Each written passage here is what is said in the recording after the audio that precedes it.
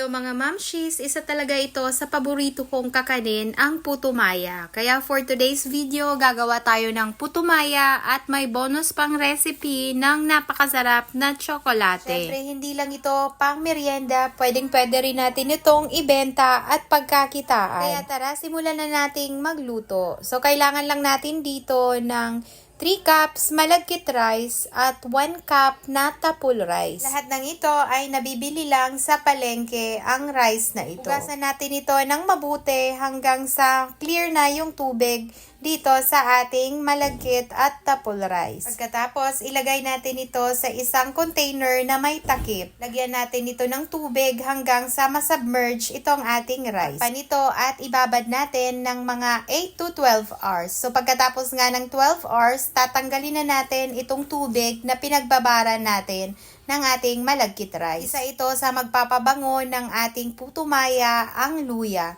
So mag-grate tayo ng luya. Konting luya lang ay pwede na, pampabango lang ng ating puto maya at iwas umay na rin. Ayan, tapos na tayong mag-grate ng ating luya. Set aside muna natin ito sa isang pan. Maglagay ng 4 cups coconut milk, 1 cup na sugar. Maglagay rin tayo ng 1/2 teaspoon na asin at ilagay na natin itong luya na ating ginadgad. I-mix lang natin ito ng mabuti, i-open natin ang apoy at i-set lang ito sa medium heat.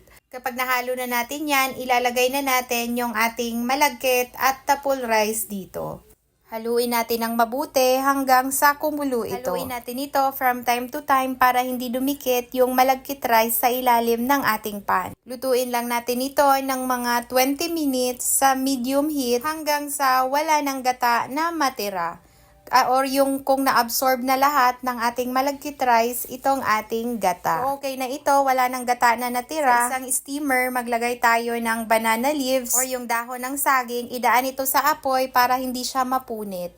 Pagkatapos, ilalagay natin dito sa steamer ang niluto nating malagkit at tapul rice. Takpan natin ito at i-steam natin ito ng mga 40 minutes hanggang sa maluto itong ating puto maya. Habang nag-i-steam tayo ng puto maya, gagawa tayo ng tsokolate. Sa kumukulong tubig, lagyan ito ng tableya. Ito yung pure na cacao, tinatawag nating tableya. At i-mix natin ito ng mabuti. Pagdagdag ng sugar dito, depende sa panlasa nyo. Kung gusto nyong matamis, dagdagan nyo ang sugar. Okay na ang ating tableya at luto na ang ating puto maya. Siyempre, ang nakasanayan natin, nilalagay ito sa dahon ng saging. Mas masarap talaga kasi ang puto maya kapag nakalagay sa dahon ng saging. Ganyan lang mga mamshis gumawa ng napakasarap na puto maya. Kung umabot naman kayo sa puntong ito ng aking video, paki-comment nyo naman dyan sa ating comment section kung saang lugar kayo nanunood. Para alam ko kung saan umabot itong aking recipe ng puto maya. I-serve na natin ito with chocolate. Try nyo na rin sa bahay ito mga mamshis. Tamang-tama pang merienda. Siyempre kahit nasa bahay kayo, pwedeng kayo kumita ng pera